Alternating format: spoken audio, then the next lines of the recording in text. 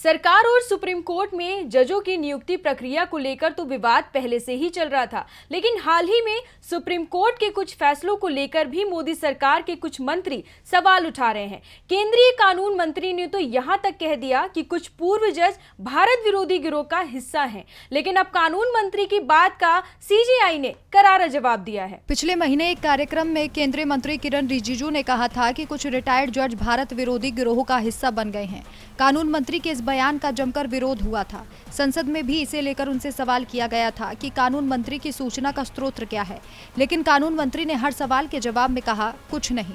रिजिजू के चलते पहले ही पूरी सरकार बैकफुट पर थी और अब सीजेआई डीवाई चंद्रचूड़ ने भी कानून मंत्री को करारा जवाब दिया है। गुवाहाटी हाई कोर्ट के जयंती समारोह में सीजेआई चंद्रचूड़ ने कहा, कार्यपालिका, विधायिका और न्यायपालिका तीनों राष्ट्र निर्माण के काम में लगे हुए हैं, लेकिन न्यायिक पक्ष पर नागरिकों का विश्वास न्यायिक स्वतंत्रता के व्यापक अर्थ में निहित है। न्यायिक संस्था की वैधता हमारे नागरिकों के विश्वास पर निर्भर करती है और ये विश्वास केवल एक कारक से निर्धारित किया जाता है कि क्या हम संकट और आवश्यकता के समय नागरिकों के लिए पहली और आखिरी पसंद बनते हैं।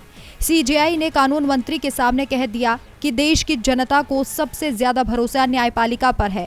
सीजेआई के बयान पर केंद्रीय मंत्री किरण रिजिजू ने सफाई देते हुए कहा कि कार्यपालिका और न्यायपालिका के बीच मतभेद लोकतंत्र का हिस्सा है और इसे टकराव नहीं कहा जाना चाहिए। कुछ लोग भारत की प्रगति नहीं देखना चाहते और इसलिए ये दिखाने की कोशिश की जा रही है कि न्यायपालिका और कार्यपालिका के बीच टकराव है। डीबी लाइव की रिपोर्ट।